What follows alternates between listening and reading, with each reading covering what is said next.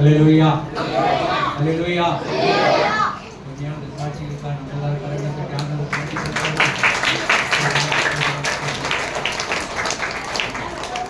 நம்முடைய திருச்சபையிலே கிறிஸ்துமஸ் ஆராதனையும் அவர் பிறந்த நாளை கொண்டாடி கருத்துரை பாராட்டுவதற்காக வந்திருக்கிற ஒவ்வொருவருக்காகவும் கிறிஸ்துமஸ் நல்வாழ்வை நான் தெரிவித்துக் கொள்கிறேன். இந்த கிறிஸ்துமஸ் நல்வாழ்வில் வார்த்தைகளை பேசுவதற்கான போதுமான கருத்தை குருவை காணத்தை தந்தருவார்கள். அல்லேலூயா அல்லேலூயா அல்லேலூயா. இந்த நாளில் ஒரு வேத வசனத்தை மாத்திரம் வாசித்துட்டு இந்த நாளில் ஆண்டுடைய வார்த்தையை நாம் பார்த்து போகிறோம். இந்த நாளில் 287வது பக்கத்தில் 1 தீமோத்தேயு புஸ்தகம் 3ஆம் அதிகாரம் 16ஆம் வசனம் பக்கம் 287 பக்கம் 287வது பக்கம் 1 தீமோத்தேயு புஸ்தகம் 3ஆம் அதிகாரம் 14ஆம் வசனத்தை நான் வாசித்தேன். இதனை ஆண்டவர் இந்த நாளிலே கிறிஸ்துமஸ் செய்தியை கர்த்தர் இந்த பகுதிக்கு எடுத்து கர்த்தர் நடத்துவாராக. அல்லேலூயா அல்லேலூயா அல்லேலூயா. இந்த வசனத்தை நான் வாசிக்கிறேன், கவனிங்க. அதுக்கு பிறகு இயேசு எதுக்காக இந்த உலகத்தில் பிறந்தார் என்பதை குறித்து ஒரு 3 காரியத்தை மாற்ற நாம் சொல்லிவிட்டு சிறுவ நிகழ்ச்சி இருக்கிறது, அந்த நிகழ்ச்சிக்காக நாம் கடந்து போவோம். ஆண்டவர் வார்த்தையை நாம் வாசிக்கும் போது அன்றியும் பிள்ளைங்களா பேசக்கூடாது, அமைதியாக தள்ளக்கூடாது, கிள்ளக்கூடாது, பக்கத்தில் நட்டக்கூடாது, இதெல்லாம் செய்யணும். அல்லேலூயா. வாசிங்க. அன்றியும் தேவ பக்திக்குரிய ரகசியமானது யாவரும் ஒப்புக்கொள்கிறபடியே மகா மேன்மை உள்ளது. தேவன் மாம்சத்திலே வெளிப்பட்டார், ஆவியிலே நீதி உள்ளவர் என்று விளங்கப்பட்டார், தேவதூதர்களால் காணப்பட்டார், புறஜாதிகளிடத்திலே பிரசங்கிக்கப்பட்டார், உலகத்திலே விசுவாசிக்கப்பட்டார், மகிமையிலே ஏறெடுத்துக் கொள்ளப்பட்டார். அல்லேலூயா அல்லேலூயா.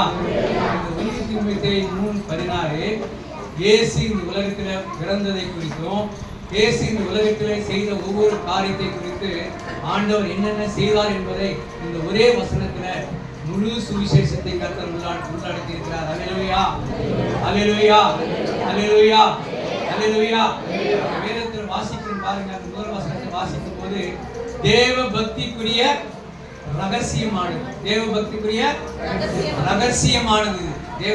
ரகசியமானது தான் யாவரும் இது ஒப்புக்கொள்ளும். இன்னைக்கு உலகத்துல எந்த தேசத்துல 5 கண்டம், நம்ம உலகத்துல எத்தனை கண்டம் இருக்குது?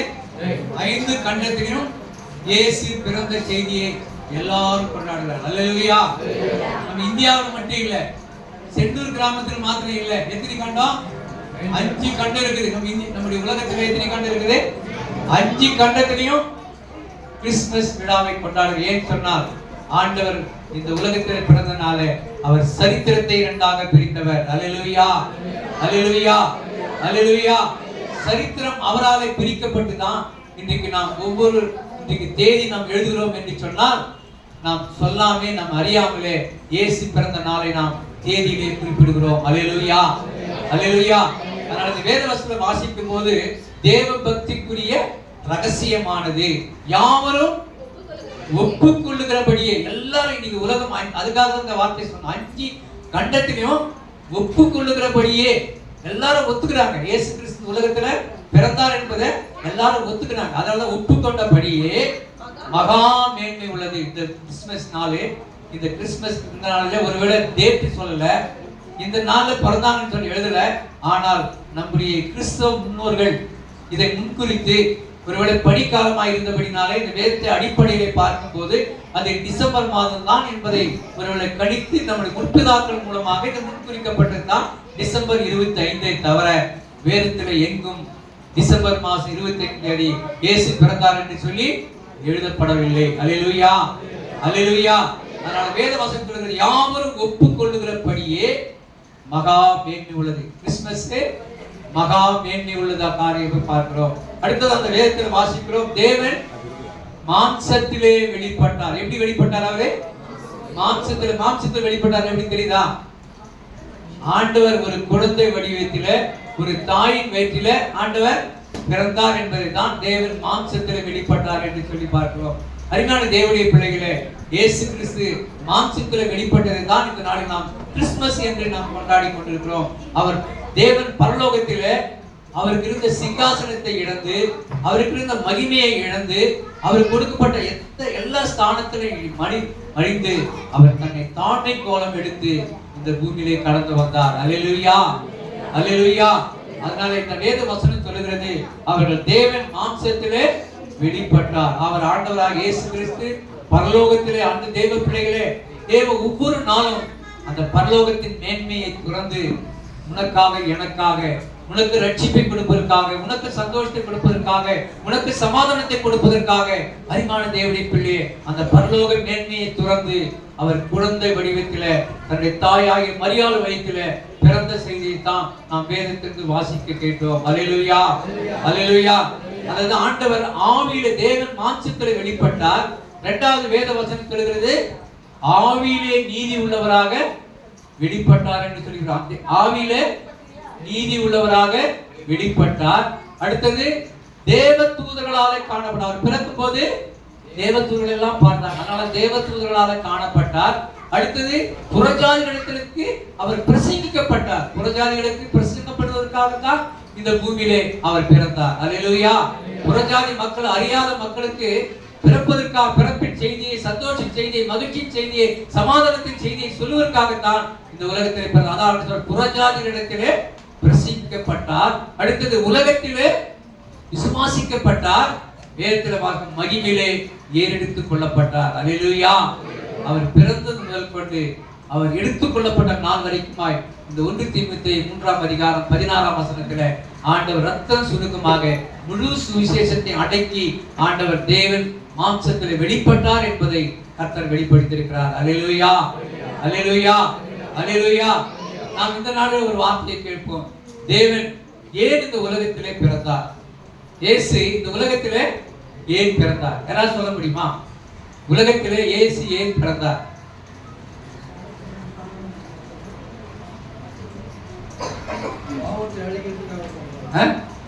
பாவத்தை அழிக்க முடியாது. பாவத்தை மன்னிக்க தான் பிறந்தார். அதை அழிக்கவே முடியாது. அதுக்கு அழிக்கிறதுக்கு நல்லா பாவம். நம் மனுஷன் தாயின் வயிற்றிலே பிறப்பதற்கு முன்பதாக அவன் என்ன பாவத்திலே பிறந்தார். அந்த பாவத்திலிருந்து நமக்கு ஒரு விமோசனம் கிடைக்க, ஒரு ரட்சிப்பை கொடுத்த ஆண்டவர் நமக்கு திருப்பி கொடுத்தார். அல்லேலூயா, அல்லேலூயா, அல்லேலூயா. ஆண்டவர் ஏன் பிறந்தார் என்ற காரியத்தை ஒரு 3 வசனத்தை கொண்டு 3 அதிகாரங்களை அடையாளத்தை படுத்தி நாம் இந்த நாளிலே தேவ சமூகத்திலே நாம் பார்க்க போகிறோம். அதனால எதாவது நாம் வேதத்தில் வாசிக்கிறோம்.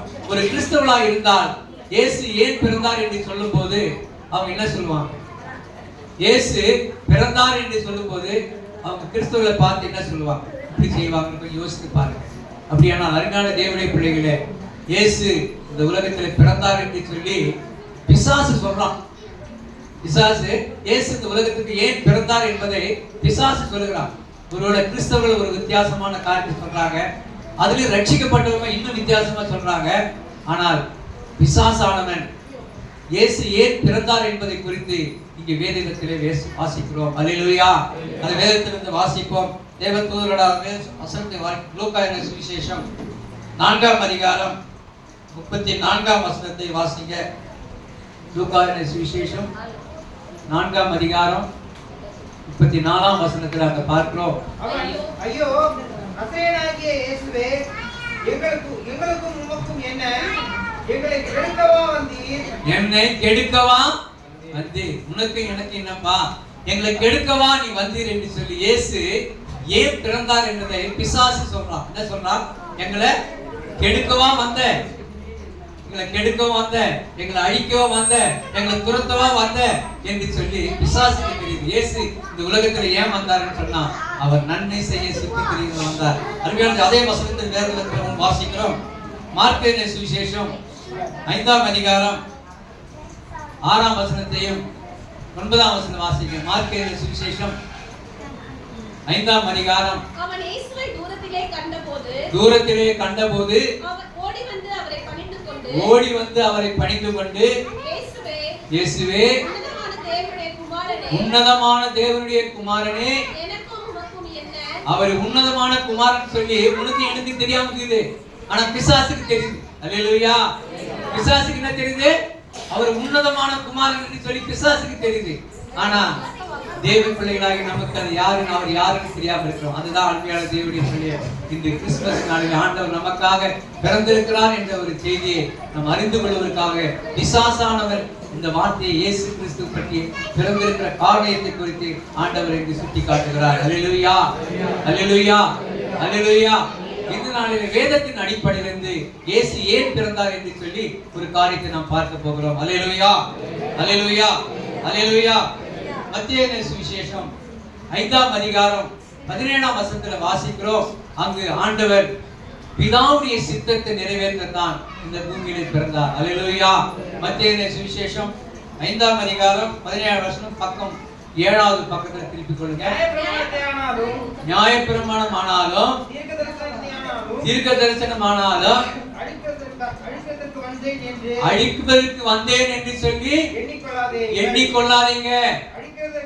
அழிப்பதற்காக அல்ல, நிறைவேற்றுவதற்காகவே நான் பிறந்தேன். அல்லேலூயா, அல்லேலூயா, அல்லேலூயா. ஆண்டவர் நியாயப்பிரமாணத்தை நிறைவேற்றுவதற்காக இது வந்தார் என்று சொல்லி இங்கு வேதத்துல வாசிக்கிறோம். அருமையான தேவனுடைய பிள்ளை, அந்த ஆண்டவர் பிதாவுடைய சித்தத்தை நிறைவேற்றுவதற்கு எந்த நோக்கத்தோடு பிதாவை இந்த பூமியிலே இயேசு கிறிஸ்து அனுப்பினாரோ அந்த சித்தத்தை நிரப்புவதற்காகத்தான், அதை நிறைவேற்றுவதற்காகத்தான் குழந்தை வடிவத்திலே இயேசு பிறந்தார். அல்லேலூயா, அல்லேலூயா, அல்லேலூயா. இன்னொரு வசனத்தை கூட வாசிப்போம். யோவான் சுவிசேஷம் 19ஆம் அதிகாரம் 28ஆம் வசனம் 157வது பக்கம் திருப்பிக் கொள்ளுங்க. 157வது பக்கத்துல ஆண்டவர் அங்க சொல்லப்பட்டு 19 யோவான் 19:28 அதன் பின்பு எல்லாம் முடிந்தது என்று அறிந்து வேத வாக்கியம் நிறைவேறத்தக்கதாக ஆண்டவர் எதுக்காக பிறந்தார் என்று சொன்னார். வேத வசனம், வேத வாக்கியம் நிறைவேறணும். அல்லேலூயா. முதலாவது தேவ சித்தத்தை ஆண்டவர் நிறைவேற்றணும். ஆண்டவர் எதுக்காக இந்த உலகத்துக்கு அனுப்பினார் என்று சொன்னால் நாம் முதலிலே பார்க்கிறோம். ஆண்டவர் நியாயப்பிரமாணத்தை நிறைவேற்றுவதற்காக கர்த்தர் பூமியிலே பெத்லகேமிலே மாட்டுத் தொழுவத்திலே அவர் பிறந்தார். இரண்டாவதாக வேதத்தில் இங்கு வாசிக்கிறோம், வேத வாக்கியம் நிறைவேறத்தக்கதாகத்தான் இயேசு இந்த உலகத்திலே பிறந்தார். அல்லேலூயா, அல்லேலூயா. அவர் பிறப்பதற்கு முன்பதாகவே தீர்க்கதரிசனம் சொல்லப்பட்டது. அந்த தீர்க்கதரிசன வசனங்கள் எல்லாம் நிறைவேறுவதற்காகத்தான், ஒரு குறிப்பணுவதற்காக ஆண்டவர் வேத வாக்கியத்தை கர்த்தர் சுட்டி காட்டி இங்கு சொல்கிறார். அல்லேலூயா.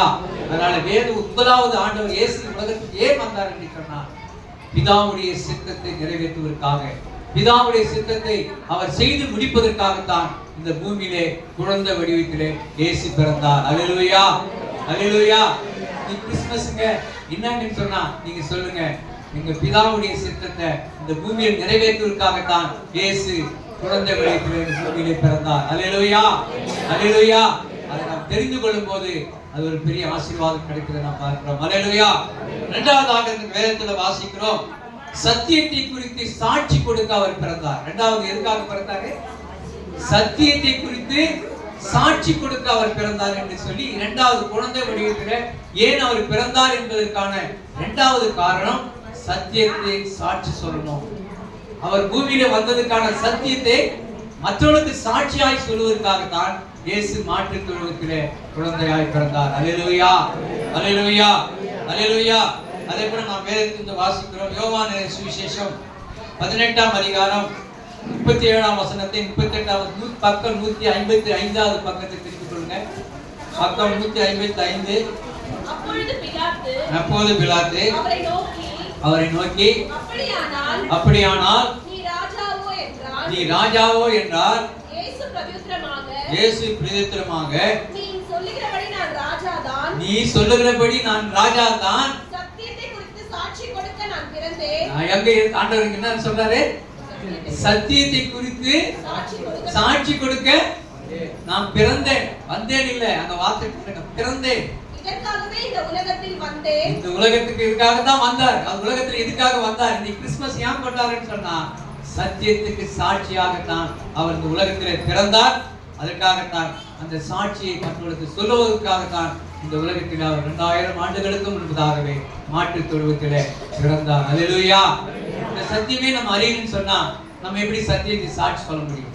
சத்தியம் அறிந்தால் தானே சத்தியத்தின் சாட்சி சொல்ல முடியும். ஆனால் அருமையான தேவனுடைய பிள்ளையே, சத்தியத்தை அறிந்து நம்ம சத்தியத்துக்கு சாட்சி கொடுக்கும் போது ஆண்டவர் பெரிய ஆசீர்வாதத்தை நமக்கு கட்டளை கொடுக்கிறார். அல்லேலூயா, அல்லேலூயா, அல்லேலூயா. ஆண்டவர் சத்தியம் என்னங்க? சத்தியம், சத்தியத்துக்கு சாட்சி கொடுக்கணும்னு சொல்றாரு.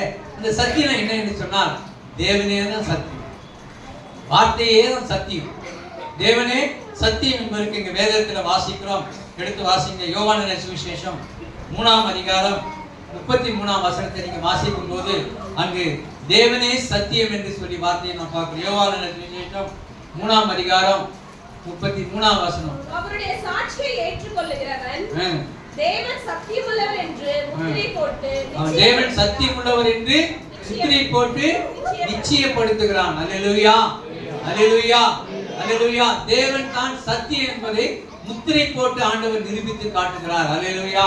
அடுத்தது வேத ஆண்டவர் சொல்றாரு, இயேசுவே சத்தியம் என்று சொல்லி யோவான் சுவிசேஷம் 14ஆம் அதிகாரம் 6ஆம் வசனம், பக்கம் 148வது பக்கம். நானே வழியும் சத்தியமும் ஜீவனுமாய் இருக்கிறேன் என்று சொல்கிறார். அப்போ ஆண்டவர் வழியா இருக்கிறாரு, சத்தியமா இருக்கிறாரு. இயேசுவே தான் வழி, இயேசுவே தான் சத்தியம். அப்ப தேவனே தான் சத்தியம், தேவனே தான், இயேசுவே தான் சத்தியம். இந்த சத்தியத்தை தான் நாம் என்ன செய்யணும்? சாட்சியாய் சொல்லணும். அந்த சாட்சியை சொல்லதான் இயேசு கிறிஸ்து இந்த உலகத்திலே பிறந்தார். உன்னை என்னையும் ஞானஸ்தானத்தின் மூலமாய் பெற்றெடுத்திருக்கிறார் என்று சொன்னால் எதுக்காக சொன்னா சும்மா சுத்தின வரதுக்காக, தான் வீட்டு வேலை உலக வேலை செய்வதற்காக அல்ல. அரிமான தேவனுடைய பிள்ளை, இந்த சத்தியத்தை நாம் சாட்சியாக கொண்டு மற்றவர்களுக்கு சொல்லுவதற்காக. அல்லேலூயா, அல்லேலூயா, அல்லேலூயா. சத்தியத்தை சத்தியமாய் நாம் சொல்லும் போதுதான் அதிலே ஒரு பெரிய ஆசீர்வாதத்தை கட்டிருக்கிறார். அல்லேலூயா.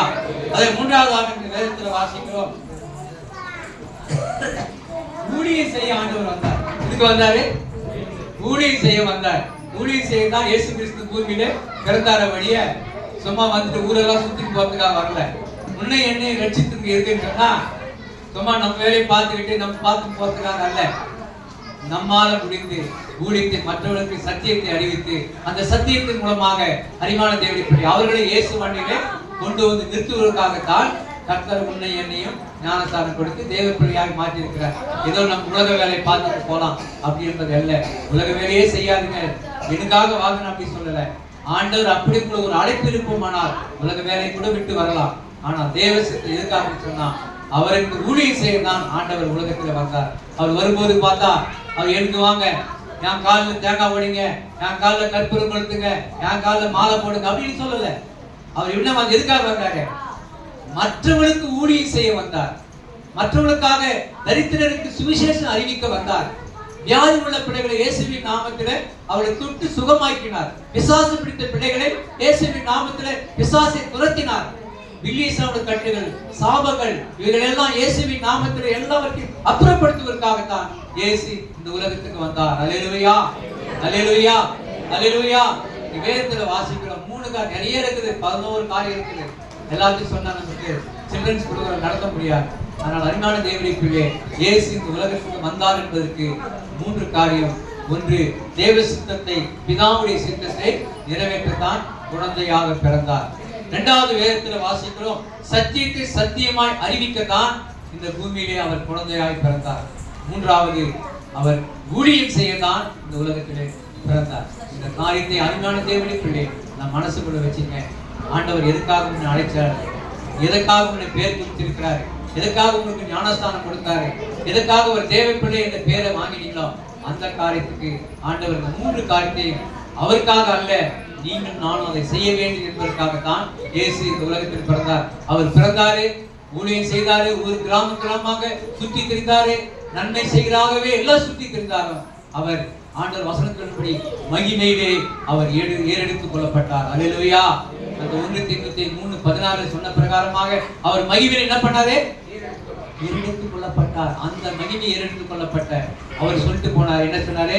நீங்க நல்லா சாப்பிடுங்க, உங்க உலக வேலை எதுவோ அதை நல்லா செய்யுங்க, நல்லா தூங்குங்க அப்படின்னு சொல்றாரு. ஆண்டவர் என்ன சொல்லிக்கிறாரு? நீங்க உலகெங்கும் போய் சர்வ சிருஷ்டிக்கும் சுவிசேஷத்தை அறிவிங்கன்னு சொன்னார். அவர் மலையேறி மகிமையிலே விதை எடுத்துக் கொள்ளப்படும் போது, பரலோகத்துக்கு எடுத்துக் கொள்ளப்படும் போது அவர் சொன்ன அந்த கட்டளையை தான் நீங்கள் நானும் செய்யணும். ஆனா இன்னைக்கு நம்ம அதை செய்யல. செய்திருந்தா இன்னைக்கு நாளையும் கொள்ள முடியாத அளவுக்கு ஆத்மாக்களை கொண்டு வர முடியும். நம் மூலமா நம்ம பிள்ளைகளை கூட இயேசுக்குள்ள நடத்த முடியல. நம்முடைய மருமக்குமாரை கூட நாம் இயேசுக்குள்ள நடத்த முடியல. நம்ம சொந்த பிறந்த பிள்ளைகளை கூட நாம் இயேசுக்குள்ள கொண்டு வந்து அவர்களை ஆண்டவரின் அறிவுப்படுத்த நம்மளால முடியல என்று சொன்னார். அருமையான தேவனுடைய பிள்ளை, ஆண்டவர் எதற்காக இந்த காரியம் சொன்னார் சொன்னா, அவர் அந்த மகிமையில எடுத்துக் கொள்ளப்படும் போது சீஷரை பார்த்து சொன்ன வார்த்தை, நீங்க உலகெங்கும் போங்க, சர்வ சிருஷ்டிக்கும் சுவிசேஷத்தை அறிவிங்க என்று சொன்ன அந்த கட்டளையை அவர் பிறந்த நாளிலே நீங்கள் நானும் கை கொள்வோம். அப்படி கை கொள்ளும் போது மாத்திரம்தான் அருமையான தேவனுடைய பிள்ளையே, நாம் எந்த நோக்கத்தோடு உன்னை என்னை ஆண்டவர் தெரிந்து கொண்டாரோ அந்த நோக்கத்தை கர்த்தர் நம் மூலமாக நிறைவேற்றுவார். அல்லேலூயா, அல்லேலூயா, அல்லேலூயா. இந்த மூன்று காரியத்துக்கு மிக முக்கியமாக சொல்ல வேண்டும். ஆண்டவர் இந்த குழந்தை வடிவத்திலே பிறந்ததற்கு மிக மிக முக்கியமான காரணம், அவர் தேவன் மாம்சத்தில் வெளிப்பட்டதற்கு முக்கியமான காரணம், ஆண்டவர் பிதாவுடைய சித்தத்தை இந்த பூமியிலே செய்வதற்காக தான் பிறந்தார். எந்த நோக்கத்தோடு அவர் அனுப்பினாரோ அந்த நோக்கத்தை நிறைவேற்றுவதற்காக தான் குழந்தை வடிவத்திலே பிறந்தார். மூன்றாவது, சத்தியத்தை சத்தியமாய் அறிவிக்கத்தான் ஆண்டவர் இந்த உலகத்துக்கு பிறந்தார். மூன்றாவது, அவரை போல நீங்கள் நான் ஊழியம் செய்ய வேண்டும் என்பதற்காக ஆண்டவர் இந்த உலகத்திலே பிறந்தார். உன்னை என்னையும் ஞானஸ்தானத்தின் மூலமாய் பிறக்க வைத்திருக்கிறார் என்று சொன்னால் எதுக்காக சொன்னா, ஞானஸ்தானம் எடுத்துட்டு நான் வேலை பார்த்து போவேன் என்பதற்காக அல்ல. ஞானஸ்தானம் எடுத்த பிறகு தன்னால் இயந்த ஊழியத்தை நாம் மற்றவர்களுக்கு சொல்லும் போது அந்த ஆத்மாவை நாம் ஆதாயப்படுத்த முடியும். அந்த ஆத்மாவை இயேசுக்குள்ள கொண்டு வந்து நிறுத்த முடியும். அவர்களும் இயேசு பிறந்த போது உண்டான சந்தோஷம், மகிழ்ச்சி, சமாதானத்தை அவர்களும் பெற்றுக்கொள்வார்கள். அவருடைய குடும்பமும் பெற்றுக்கொள்ளும். அப்படிப்பட்ட காரியத்தை நாம் மற்றவர்களுக்கு கொடுப்போம். இந்த கிறிஸ்துமஸ் நன்னாளிலே, அவர் பிறந்த நாளிலே எவ்வளவு நற்செய்தி, எவ்வளவு சந்தோஷம், மகிழ்ச்சி உண்டானதோ, மேய்ப்பருக்கு மகிழ்ச்சி உண்டது, சாஸ்திரிமார்களுக்கு மகிழ்ச்சி உண்டானது, அங்குள்ள மக்களுக்கெல்லாம் மகிழ்ச்சியை கொடுத்ததா இருந்தாலும் இன்றைக்கு இயேசு பிறந்த இந்த நன்னாளிலே, அதை கொண்டாடி கொண்டிருக்கிற இந்த நன்னாளிலே, அருமையான தேவனுடைய பிள்ளையே, அந்த இயேசு நம் உள்ளத்திலே பிறக்க வேண்டும். நம் உள்ளத்திலே பிறந்து உள்ளத்திலே இருக்கும் போது மாத்திரம்தான் அநேகரை நீங்க ஆவிக்குரிய வாழ்க்கையிலே நடத்த முடியும். அவர்களுக்காக ஜெபிக்க முடியும். அவர்களுக்காக நீங்க மன்றாட முடியும். அவர்களுக்காக நீங்க ஜெபிப்பதனாலே அவர்கள் ரட்சிப்பை பெற்றுக் கொள்வார்கள். அவர்கள் மனம் திரும்புவார்கள். அவர்கள் தேவனுடைய பிள்ளைகளாக மாறுவார்கள். அப்படி மாறுவதற்கு ஆண்டவரே உதவி செய்யுங்கன்னு சொல்லி ஆண்டவரிடத்தில் கேட்போம், ஆண்டவரிடத்தில் கெஞ்சுவோம். அப்படி செய்யும் போது ஆண்டவர் உண்மையாக நம்முடைய குடும்பத்தை நம்மை ஆசீர்வதிப்பார். இயேசு உலகத்தில் ஏன் பிறந்தார் என்ற ஒரு முக்கியமான சத்தியம் நம் மூலமாக நம்ம குடும்பத்திலே கர்த்தர் நிறைவேற்றுவார். அல்லேலூயா. அப்படி செய்வதற்கு ஆண்டவர் உதவி செய்வார். இந்த அருமையான வசனத்துக்காக நம்ம இருக்கிற அருமையான நோயில் பெற ஜெபிக்க முடியாது. கண்களை மூடி நாம் ஜெபிப்போம்.